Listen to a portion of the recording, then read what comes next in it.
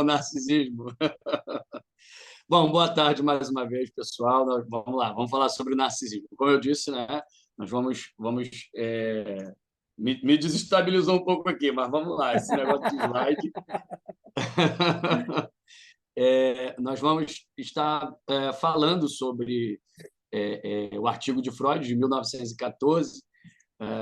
Se Sheilinha puder passar aí o slide, se conseguir. Isso, show de bola. É esse aí, né? Bom, aí parece um laranja, mas para mim eu vejo como vermelho, né? É vermelho. Para mim é vermelho. Na foto às vezes parece até meio laranja. 1914, e Freud começa esse artigo falando sobre Pennac, né? Que é um psiquiatra e criminologista alemão que escreveu o artigo Crítica para um capítulo da sexualidade normal e patológica. Pode até passar, Sheilinha, por favor. Obrigado. A Sheilinha tá boa aí, hein? No qual propõe o termo narcisismo para designar o comportamento perverso, como a gente já tinha falado, né? Para Pennac, esse termo narcisismo é para designar a conduta em que o indivíduo trata o próprio corpo. No começo até desse artigo, Freud fala muito sobre isso, né? Sobre esse olhar da psiquiatria como sendo um objeto, o próprio corpo sendo um objeto sexual. E esse ponto, né, ele diz que o narcisismo, para Pennac, né, tem o significado de uma perversão. Lembrando, como eu disse anteriormente, que isso é um conceito formulado da visão de Pennac, não para Freud, né? Porque para Freud o narcisismo não seria uma perversão. E ele próprio falou isso, ele mesmo falou isso nesse artigo, né? Pode passar, Sheilinha, por favor? O narcisismo para Freud, foi aí que nós paramos. O narcisismo, tanto normal quanto patológico, é um assunto a qual Freud deu muita atenção. Ele tomou o termo emprestado do mito grego de Narciso, o jovem que se apaixonou por sua própria imagem em um lago e, por fim, morreu de um tipo de tédio, porque essa imagem nunca o satisfazia. Agora, não sei se o vídeo vai conseguir, Sheilinha, ver se a gente consegue o vídeo. É só clicar em cima dele, dessa aba preta, parte preta. Não?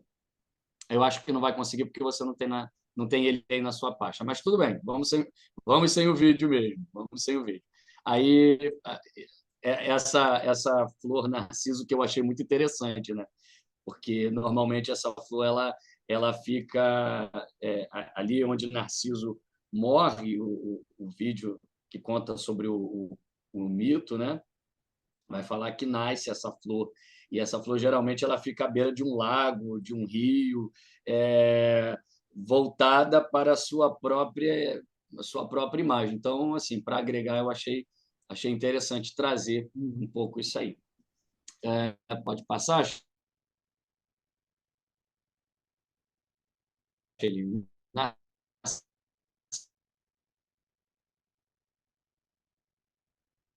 Narcisismo é investimento, ou seja, eu invisto para o eu. Né? E daqui a pouco a gente vai falar sobre desavença, vamos dizer assim, entre Freud. Freud comenta um pouco sobre a concepção de Jung, quando vai falar sobre a libido, né? Que vai ser agora que nós vamos falar. Pode passar, Sheilinha, por favor. Achei essa imagem que eu achei muito, É, muito interessante aí, Freud versus Jung, né? Ao pessoal aí que é claro, aqui a gente não está para não. A minha intenção não é falar de mal de Jung, mas Freud dá uma cutucada em Jung aqui nessa questão. Então, a controvérsia com Jung sobre a natureza da libido é sobre isso que Freud ele toca. Nesse ponto aqui que ele toca. Do ponto de vista de Freud, o que é libido? É uma energia psíquica de natureza sexual. Então, libido para Freud é sexual. Isso aí, né?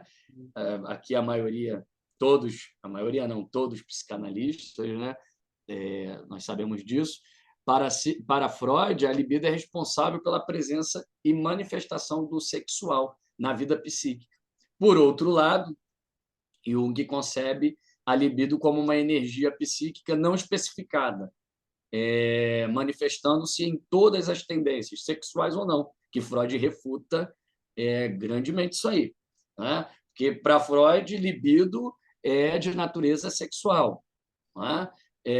Para Jung, não, é não especificada, manifestando-se em todas as tendências. Só que Freud ele vai refutar. E alguém uma vez até falou assim: poxa, Freud é meio narcisista, né? Tentando usar no senso comum, né? Esse termo narcisista. Mas aqui a gente tem que entender que Freud rechaçou essa ideia de Jung, porque essa ideia ela desmontaria por completo toda a teoria freudiana do adoecimento psíquico. Porque aqui é a chave interessante do porquê Freud teve a necessidade de rechaçar, de ir contra essa ideia de que libido seria uma energia não especificada, né? Porque vai desmontar totalmente a teoria dele, a teoria do adoecimento psíquico. Freud entendia que, no cerne das neuroses, havia um conflito de forças. De um lado, o impulso de autopreservação, do outro, os impulsos sexuais. Eu separei aqui, não está no slide, mas eu separei aqui algumas frases, aqui, algumas palavras de Freud que eu achei interessante trazer. A ideia, quando for falar sobre Freud, eu abro aspas aqui, quando for falar do próprio Freud. A ideia de que haveria um único tipo de energia circulando no aparelho psíquico foi proposta por Jung em 1912 e condenada por Freud aqui no artigo de 1914. Em 1913, Ferenczi já tinha se posicionado sobre essa afirmação de Jung. Aí abro aspas aqui para falar de Freud, né? O que se poderia dizer para corrigir tal equívoco de interpretação já foi dito por Ferenczi, uma sólida crítica do trabalho de Jung. Então, a gente vê aí que Freud, apesar de tocar nesse assunto, ele não se aprofunda tanto, porque Ferenczi já tinha, um ano antes, em 1913, falado sobre esse assunto, corrigido o equívoco de interpretação de Jung, né? Nesse sentido da libido. Como eu disse, para Freud seria muito penoso, porque ele teria que abrir mão totalmente de toda uma construção teórica. Pode passar, Sheilinha, por favor? Impulso de preservação versus impulso do eu. Aqui a gente vai entender melhor. Eu achei fantástico isso. Eu tenho aqui uns exemplos. Eu gostaria até de usar o nosso professor como exemplo sobre essa questão de autopreservação e de autoerotismo, né? O eu vai se constituindo à medida que tem a necessidade, o instinto do eu, autopreservação, e o desejo, o instinto sexual, autoerotismo. Aí eu botei aqui um exemplo: o bebê suga o seio da mãe para saciar a fome, instinto do eu, autopreservação, ou seja, o bebê ele vai sugar o seio da mãe no sentido de auto se preservar, porque ele está com fome, ele precisa se alimentar, senão ele morre. Só que, ao fazer isso, o bebê continua sugando pelo prazer oral, autoerotismo. Eu fiquei meditando aqui, quando eu estava fazendo esse slide, justamente essa parte. Por exemplo, nós que somos psicanalistas, outros que são psicólogos estão aqui, ou têm uma outra profissão, né? Por exemplo, eu também sou psicopedagogo, então a gente faz por autopreservação, ou seja, eu preciso trabalhar para minha sobrevivência, mas olha como a libido está presente também. Mas eu faço também por prazer. Aí eu fiquei pensando aqui, o professor Júlio, por exemplo. O professor Júlio, a gente vê que ele faz. A gente vê que tem libido, tem energia, tem libido investido nas aulas, na supervisão, aqui mesmo, tem libido aqui. Então, tudo para Freud é libido, não é que tudo seja libido no sentido sexual do senso comum, como o pessoal às vezes quer taxar. Para Freud, tudo é sexo. Não é o sexo nesse sentido. O sexual aqui é esse prazer, né? Por exemplo, eu quando estava fazendo esses slides, eu investi libido nisso, eu fiz com prazer, foi um prazer para mim estar participando dessa apresentação. Fiquei até um pouco nervoso por causa dos slides, aí me desestruturou um pouco, porque eu preparei com todo carinho. Quando o Júlio falou para mim, Rafael, talvez não dê para colocar, eu falei, poxa vida. Mas tudo bem, a gente se vira nos 30, mas tem libido aqui, né? Você está nessa sala participando dessa apresentação, tem libido aqui, tem prazer. Prazer do quê? Prazer de estudar Freud, prazer de estudar psicanálise. Então, quando ele fala sobre o instinto de autopreservação do bebê e o autoerotismo, nesse sentido, né? Que o bebê ele suga os seios da mãe para saciar a fome, né? Esse é o instinto do eu, de autopreservação, mas o bebê continua sugando pelo prazer oral, pelo prazer, o autoerotismo. E eu acho isso interessante, porque quem é pai aqui, quem é mãe, principalmente quem é mãe, né? Mas quem é pai aqui também vai saber isso.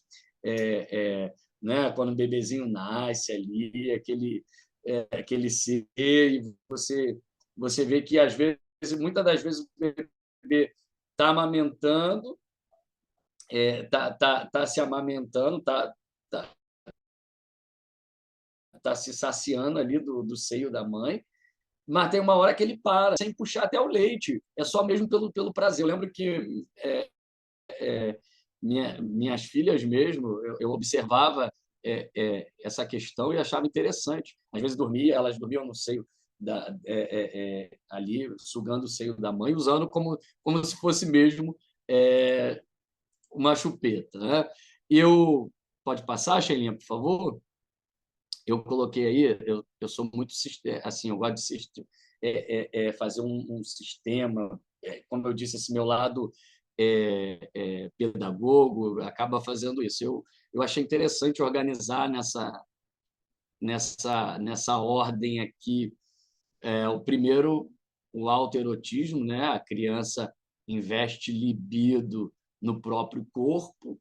A segunda parte é o narcisismo primário, a criança investe libido no eu, no ego. E terceiro, a relação de objeto ou narcisismo secundário. A criança passa a investir libido nos objetos. Eu achei isso aqui muito interessante. Bom, agora os slides estão lá no grupo, né, de supervisão, o pessoal pode se achar interessante aí, quiser utilizar. Eu fiz um outro gráfico aqui. Esse gráfico aqui, quando eu fiz, eu tinha um rascunho, mandei até para o Júlio, tirei foto, mandei para o Júlio mais ou menos, mas agora eu tentei organizar mais ou menos aqui bonitinho. Segundo a teoria freudiana, né, o autoerotismo é uma forma de manifestação do impulso sexual. A característica é que isso não vai para outras pessoas, ou geralmente para objetos externos, mas se satisfaz no próprio corpo do indivíduo. Aí, no segundo ponto, aí nós temos o narcisismo primário, que aí, quando a gente fala do narcisismo primário, que é o investimento de libido no eu, nós já estamos falando aqui de um eu ideal. É uma outra questão também que é bem complexo, não é? Mas eu gosto assim de simplificar, quando a gente vai falar do eu ideal e do ideal do eu, né? Eu sempre coloco que sim, o eu ideal é o que eu quero, é o que eu desejo, né? E o ideal do eu, que aqui a gente nem vai falar em superego, porque o superego só lá em 1923, né? É um conceito que só vai ser criado em 1923. O ideal do eu é o que o outro quer, né? É o que o outro quer. O que o outro quer que eu seja. Eu quero tocar nesse ponto aqui. Eu fiz esse gráfico para poder explicar aqui, tentar colocar em categorias, se eu pudesse dizer assim, de hierarquia, né? Vamos lá, autoerotismo, depois o narcisismo primário, que é também o ideal do eu, do eu ideal, aliás. Aí depois o narcisismo secundário, que é o investimento de libido nos objetos, né? Que aí já entra aí na parte do Édipo, aí vem a castração, e dessa castração nós vamos ver aí o ideal do eu, né? Como eu disse, nesse ponto do ideal do eu, quando Freud fala aqui nesse artigo de 1914, ele não tem ainda esse conceito de superego, mas o ideal do eu a gente já percebe aí um superego, um conceito já sendo pré-criado, Freud já caminhando para isso. A gente percebe muito isso no seu artigo, nesse artigo de 1914. E se debruçando aqui sobre o ideal do eu, né, o narcisismo dos pais renascidos, porque Freud fala muito sobre isso. Ele até fala que esse ideal do eu nada mais é, né, do que os pais querem para os filhos, nada mais é do que um narcisismo dos pais renascidos, né? Aquilo que eu não pude ser, eu vou acabar desejando para o meu filho. Aquilo que eu não fui ou aquilo que eu desejei ser, eu acabo passando para os meus próprios filhos, né? Agora, abro aspa aqui, uma fala do Freud. Ele diz assim: quando vemos a atitude terna de muitos pais para com seus filhos, temos de reconhecê-la como revivência e reprodução do seu próprio narcisismo há muito abandonado. Ela deve concretizar os sonhos não realizados dos seus pais. E a gente sabe, né, que todos queremos para os nossos filhos aquilo que nos falta, né? Claro, todo pai, toda mãe deseja isso. Agora, até que ponto isso vai interferir na vida dessa criança, futuro adulto? Por exemplo, já que a gente está falando aqui de narcisismo e na prática clínica, porque eu acho muito interessante essa questão da prática clínica, a gente falar sobre a prática, né? Quando você recebe aí analisando um cliente, um paciente no seu consultório e você percebe muito esse ideal do eu, um superego muito rígido, e eu acho isso interessante porque tem muito a ver aí daquilo que os pais desejaram. Na prática, eu falaria aqui, né, até nos compêndios da psicanálise de Freud, ele fala uma coisa interessante. Se o paciente coloca, aliás, o analista no lugar do pai e da mãe, também lhe concede o poder que seu superior exerce sobre o seu eu, pois os pais, afinal, foram a origem do superior. O novo superior tem agora oportunidade para uma espécie de educação a posteriori do neurótico. Pode corrigir erros cometidos pelos pais na educação. E ele diz mais, por mais que torna-se professor ou analista de modelo ideal para os outros, criar pessoas segundo o seu modelo, isso pode seduzir o analista. Ele pode esquecer de que essa não é sua tarefa na relação analítica, de que até se torna infiel a ela, caso se deixe arrastar por sua inclinação.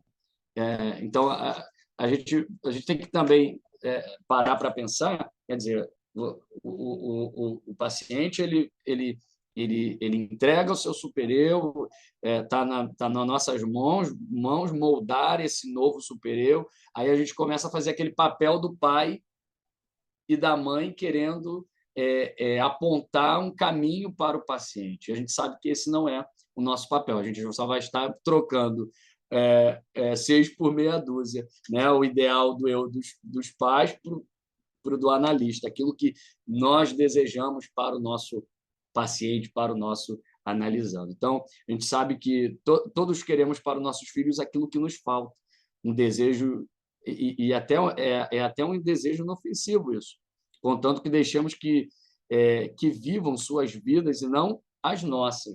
Isso é muito interessante, porque eu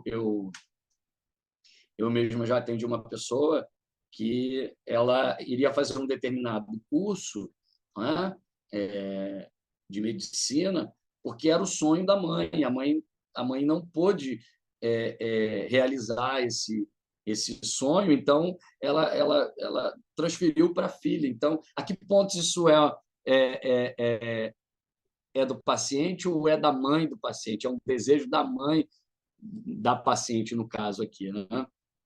Então, a voz dos pais, a dos educadores. Semana retrasada, aliás, foi falado sobre os educadores em sala de aula, né?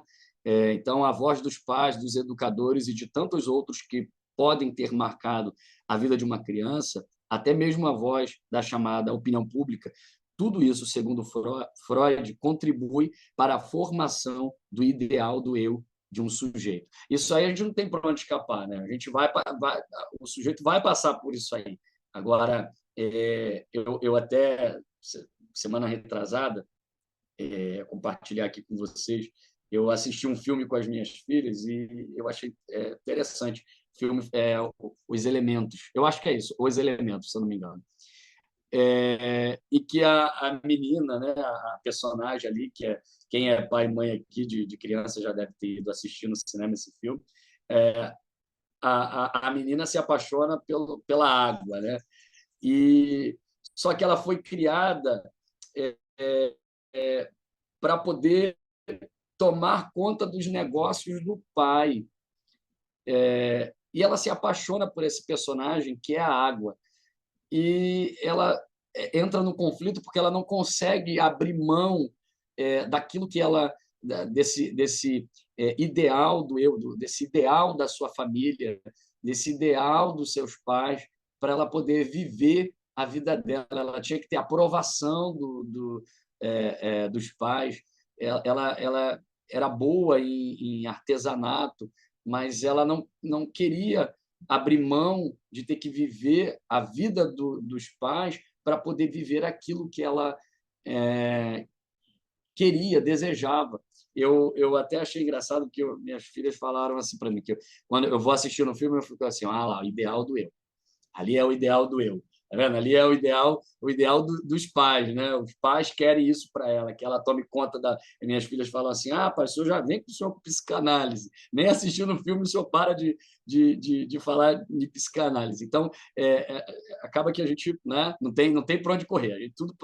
A gente enxerga o mundo com outro olhar. A gente não enxerga mais como antes. Agora a gente enxerga tudo assim pela lente da psicanálise. Então, eu, particularmente, na clínica, eu percebo muito isso. Essas pessoas que se cobram demais, essas pessoas que têm, que precisam, como é que eu posso dizer, realizar o desejo. Não, eu tenho que fazer isso porque era o que meu pai queria. Eu tenho que fazer aquilo porque era o que a minha mãe queria. Então, a gente vê esse narcisismo dos pais renascido na criança, né? A gente, quando vai ter um filho, a gente já fica planejando, sonhando como vai ser. Só que nós, que somos pais, devemos nos conscientizar, como analista, também devemos conscientizar que para os filhos é a vontade deles que vai prevalecer, é o desejo deles que vão prevalecer, e muitas das vezes o desejo dos nossos filhos vai passar também um pouco por aquilo que influenciamos, direto ou indiretamente. E na clínica, nós temos que tomar o cuidado para não influenciar dessa forma o nosso paciente, mas deixar que ele, como diz o Júlio, né? Deixar que o paciente, que ele chegue lá no ponto. Tem até uma questão que o Freud ele diz sobre interpretação. Ele diz que o nosso trabalho de interpretação, né, é, é, é não se desesperar de fazer interpretações, e quando a gente está na clínica, às vezes dá vontade mesmo de sair interpretando tudo. Não, calma aí, isso aí deve ser por causa disso. A gente ter o cuidado com as interpretações, esperar o paciente, o analisando, chegar até a beira ali, você só vai apontar o caminho, e ele mesmo, igual tem uma paciente que ela disse para mim uma vez, eu estranhei muito, porque ela estava me chamando, toda hora me chamando de mestre, ô mestre, ô mestre, ô mestre. Eu perguntei para ela, quem é mestre? Quem é o mestre? Aí ela, é um professor meu da academia, ele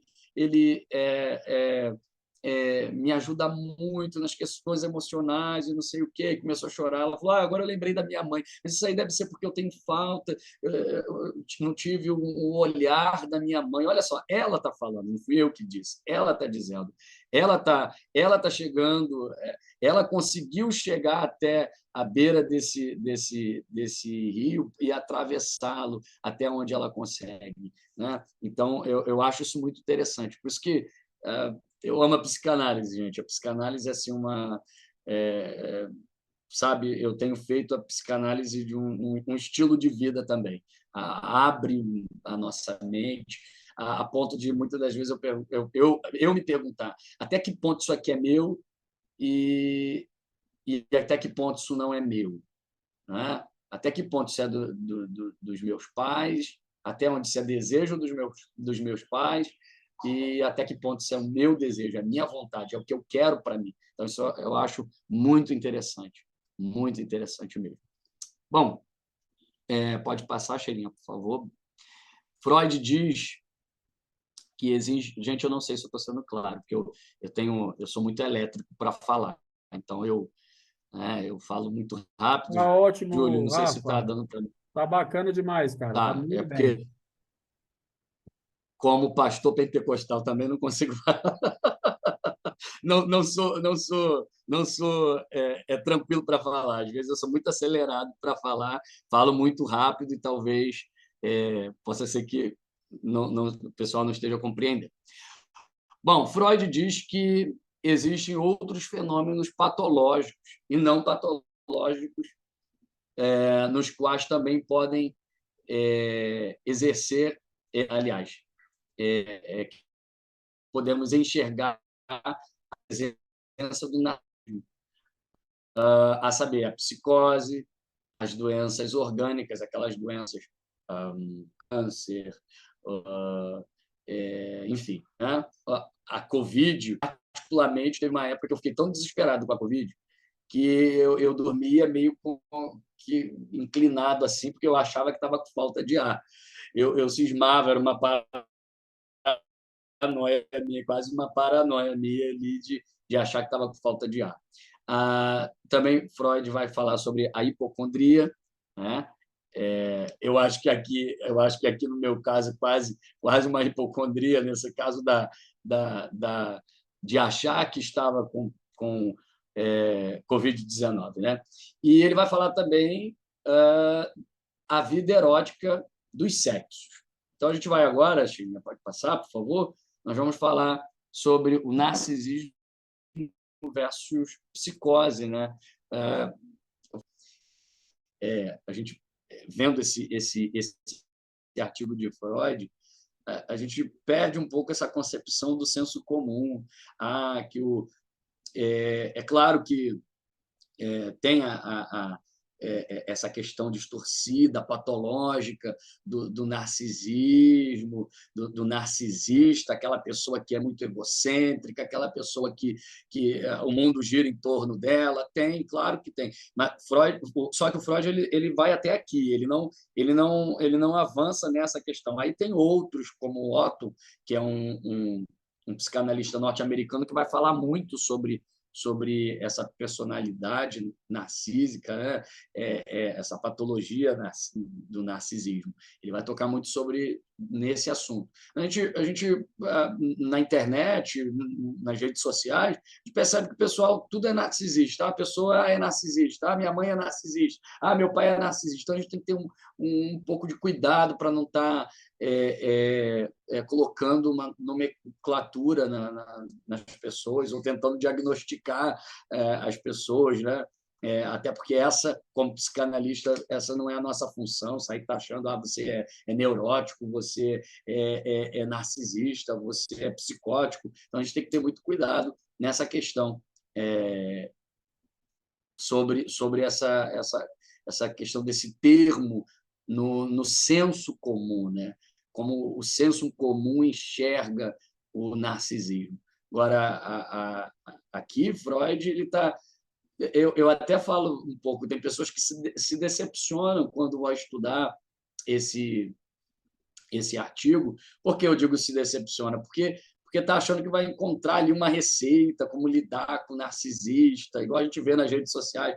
Tu está num relacionamento tóxico, que o cara é narcisista. É claro, é óbvio, existe isso sim, mas Freud ele não vai tratar disso aqui nesse artigo. Então, só para... Eu queria deixar isso, fazer essa colocação, só para a gente, né, deixar isso bem claro na nossa mente. Eu, particularmente, quando comecei a estudar sobre o narcisismo, eu achava, não, vou comprar o livro de Freud, vou estudar, vou saber como lidar. Isso quando eu comecei a estudar, né, psicanálise, não, porque já era um assunto que me intrigava muito, falar sobre narcisismo, o narcisista, aquela pessoa que quer ter o domínio da outra. Na verdade, até a questão do Otto, desse psicanalista norte-americano, ele vai frisar essa questão que, na verdade, esse camarada, esse cara que está muito... que tem essa personalidade narcísica, na verdade, existe uma falta aí.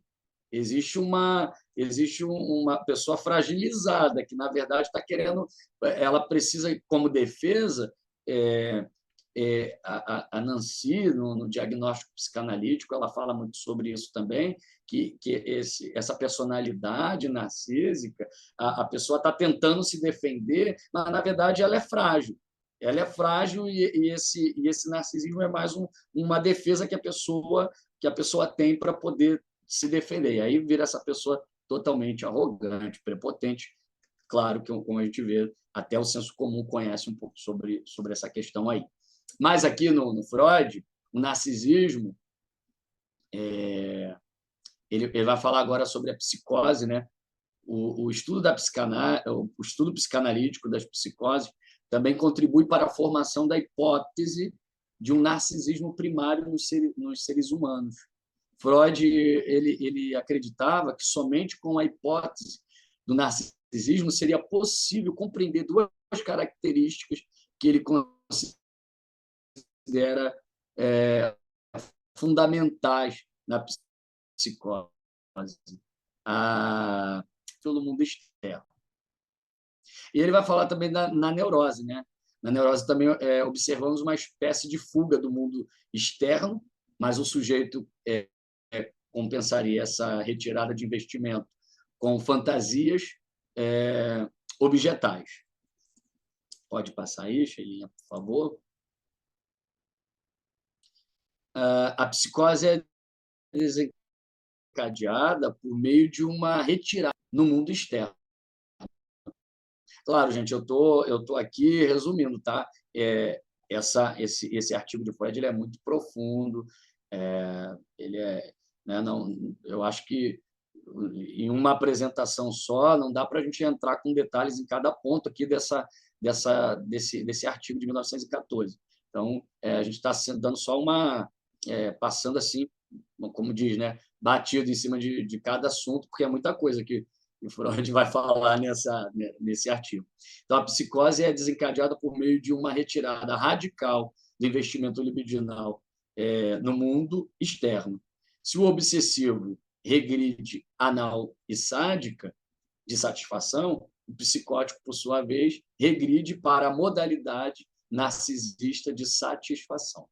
Vai lá, Chilinha, que eu Acho que a hora, não sei se minha hora está. Doenças orgânicas vezes a hipocondria.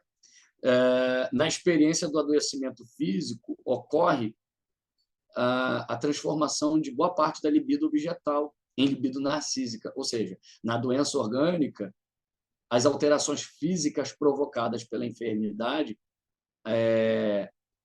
atrairiam a libido para o ego. Por exemplo, eu vou usar um exemplo aqui nessa questão da doença orgânica, né? Um resfriado. A gente está resfriado, por exemplo. Você, quando está resfriado, com o corpo muito, né, você fica com o corpo mole, você fica com dor de cabeça, coriza, muitas dores, se for uma gripe.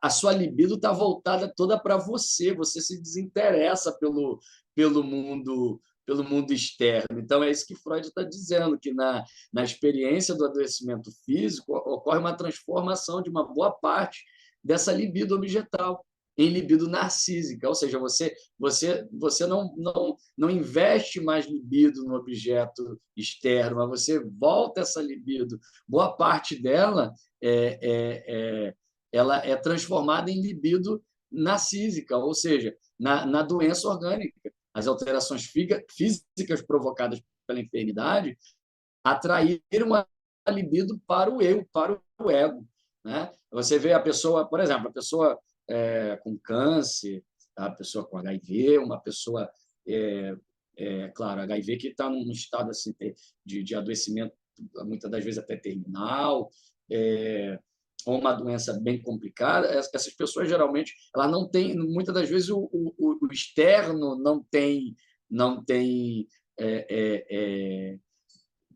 prazer, não tem alegria, tá? A pessoa está voltada para aquela doença, está voltada para aquela condição. Então, pela enfermidade, ela atrai libido para o ego. Inclusive, aqui não está nos meus slides, mas eu lembrei aqui agora, Freud ele vai falar também que no sono, né, o sono também, eu lembrei disso aqui agora, o sono, libido objetal, e transformamos nessa boa parte de libido objetal em libido narcísico, ou seja, nos desligamos do externo, né? E ele fala até que é por esse motivo que no sonho o ator principal já pararam para pensar que no sonho o ator principal sempre somos nós, nunca é o outro, eu sempre sou o ator principal dos meus sonhos. Por quê? Porque a libido está voltada totalmente, né, para mim, essa libido narcísica. E ele vai falar também da hipocondria, né? Essa mesma transformação de libido objetal em libido narcísica, alteração que se manifesta na preocupação exagerada do sujeito com a própria saúde e na crença de que pode estar fisicamente doente. Isso aqui é muito interessante, porque o Freud ele vai dizer aqui, nessa questão da hipocondria, ele vai dizer que desloca libido para o órgão. Por exemplo, a pessoa cismou que está com problema do coração, e com o coração vai ter um infarto, está com problema no coração. O cara não tem nada. Muitas das vezes não é nem ansiedade, não tem problemas cardíacos, não tem nada e nem ansiedade. Ou pessoas que às vezes cismam que está com. Meu pé está doendo, estou com alguma doença no pé. Por exemplo, eu tive um primo que ele era assim, né? Alguém não podia falar que estava com câncer. Ele já achava que estava com câncer também e ficava. Ainda bem que ele conseguiu se livrar disso aí, mas ele era meio assim. Bom, então a gente já falou sobre a psicose, né? Falamos sobre as doenças orgânicas, sobre a hipocondria. Agora a gente vai entrar um pouco aqui na vida erótica dos seres humanos. E eu botei essa foto aí que eu achei interessante, falar sobre vida sexual ou escolha sexual, né? Eu acho tão interessante o que o Freud ele diz assim, ó, agora eu tô até mais, Júlio, agora eu tô até mais à vontade, sabe? Agora eu fiquei mais à vontade. Hein, Rafa? Tu tá logo à vontade, logo nessa parte da tua né, transmissão, né? nessa parte. Logo nessa parte, mas vamos lá. Pois é. É, a gente, assim, no meio do meio que eu sou, né, que eu sou evangélico, falar sobre sexualidade, vida erótica é uma coisa muito complicada. É bem complexo falar sobre isso, né? Mas, enfim, abro aspas aqui para falar do Freud, né? Na vida amorosa, não ser amado rebaixa o amor próprio, enquanto ser amado o eleva. Aquele que ama pagou uma multa com uma parte do seu narcisismo e só pode reaver o que pagou sendo amado. Gente, eu acho isso lindo. Isso aqui é digno de ser compartilhado no Instagram e tudo mais.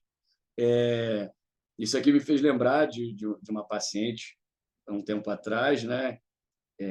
Ela até tinha problemas com dependência química, né? Ela sempre me perguntava assim, por que, porque eu fico em busca de amor? Por que eu fico em busca de alguém? Porque eu tenho essa necessidade de ter alguém para me amar? Porque eu tenho essa necessidade. É interessante porque quando chega na clínica, assim, cheio de perguntas, né? Achando que nós somos ali um gênio da lâmpada que está cheio de receita, de bolo, né? Não, faz isso, aquilo outro, aquilo. Mas no decorrer das sessões, ela mesma chegou à conclusão, né, porque ela tinha um histórico assim de abandono da mãe, e o pai também não era um pai presente, ela não teve uma mãe presente, não teve um pai presente, então ela chegou a essa conclusão que o que lhe falta, ela vivia assim em busca, né? E é por isso que ela tinha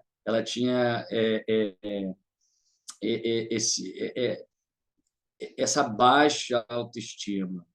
Como Freud está dizendo aqui, na vida amorosa, não ser amado rebaixa o amor próprio, né? Então, ela falava assim, eu aceitava qualquer pessoa, o importante era ter alguém, não importa se o cara só estava interessado no dinheiro dela, não importa se o cara estava interessado, como ela disse uma vez mesmo, se ela ia dar um iPhone, se ela ia dar um carro, se ela ia comprar um. Enfim, o que importa é ela ter alguém que a ame, supostamente. E aquele que ama pagou uma multa com uma parte do seu narcisismo e só pode reaver o que pagou sendo amado.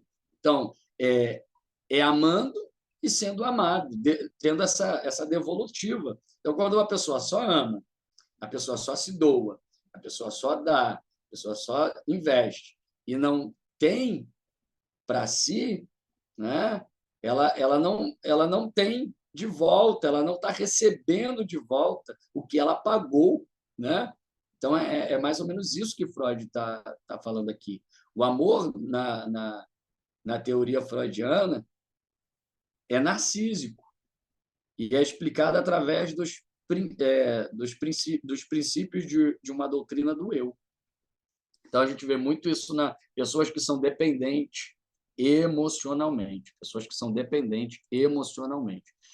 Pode passar, Sheila? Freud salienta que, normalmente, tomamos a mãe como modelo para nossas escolhas. Aqui, nesse artigo, Freud ele diz isso.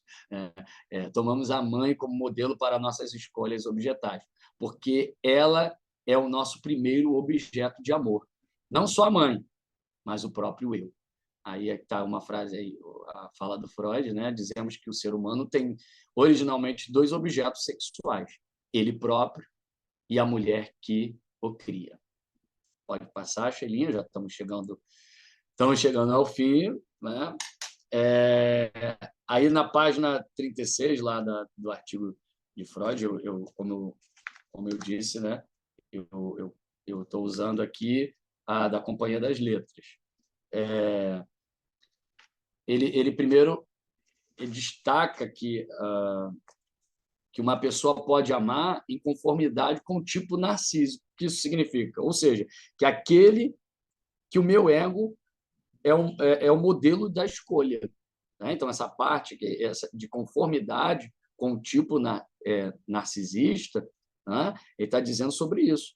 Eu escolho aquele que o meu ego é um modelo da escolha. Aí a parte A, aí ele diz assim, o que ela própria é, né? Ou seja, o que a própria pessoa é, isto é, ela mesma. Né? Nós podemos amar o que nós mesmos somos. Ou seja, eu posso escolher uma pessoa que é parecida comigo. Isso aí, por exemplo,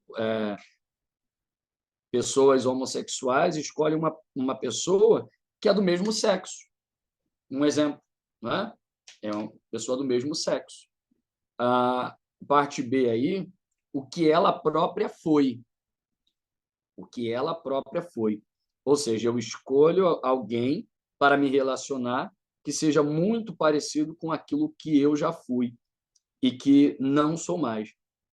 Por exemplo, posso ter sido uma pessoa aventureira durante a adolescência e hoje eu não sou mais essa pessoa. Então, hoje eu me tornei uma pessoa quieta, tranquilo, né, mais caseiro.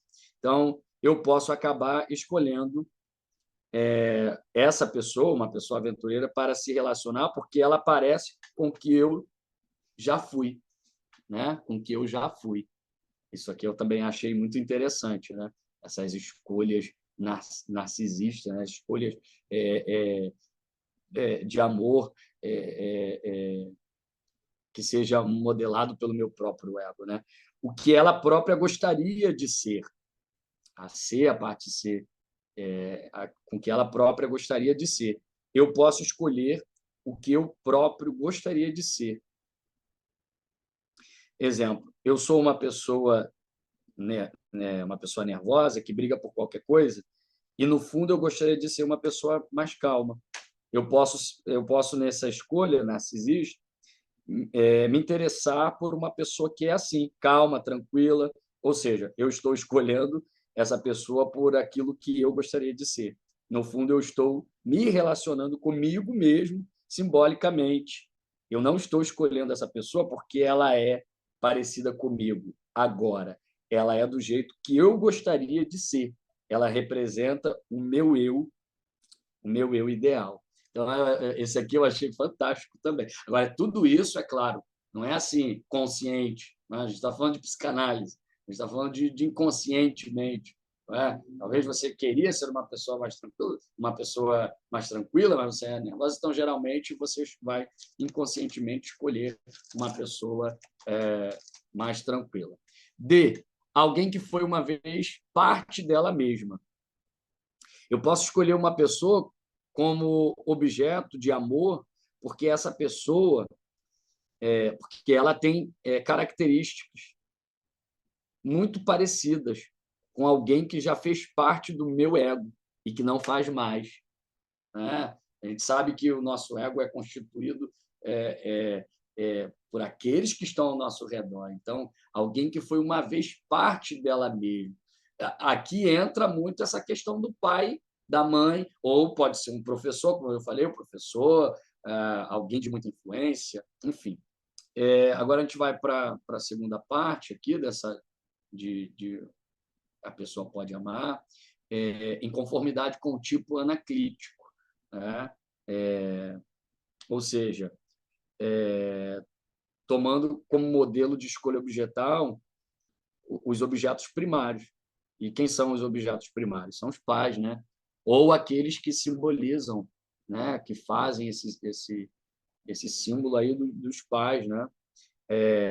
Aí ele vai falar sobre a mulher que alimenta. Eu posso me interessar por uma pessoa porque ela tem característica que remete a essa mãe que cuida, ou seja, essa pessoa vai ter um cuidado materno comigo. Olha, gente, isso aqui em nós, homens, os homens que estão aqui na sala, nessa sala virtual. Vocês sabem muito bem disso que a gente vai falar aqui agora. Homem geralmente é muito manhoso. A gente está doente, uma gripe já derruba a gente. Enquanto muitas das vezes uma gripe para a mulher, ela está ali. E aí, tipo, minha esposa sempre fala comigo assim: você está doente, eu não procuro tomar remédio, ela tem que dar na minha boca, dar na minha mão o remédio, senão não tomo, faço manha. Né? E eu até falei com ela uma vez, eu falei assim: caramba, tu sabe que estudando psicanálise eu me dei conta que fisicamente, até algumas coisas assim, você parece muito com a minha mãe. Você parece muito com a minha mãe. Então, a gente vê que como a gente faz essas escolhas inconscientemente. Então, as pessoas às vezes olham assim para a Carol, às vezes até pensa que é filha da minha mãe, porque ela é muito parecida.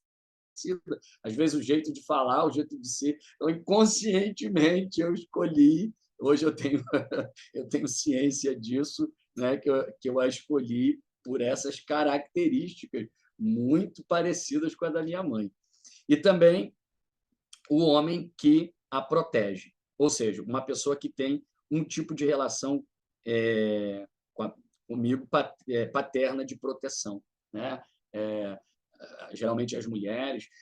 Eu ouço muito assim, sabe?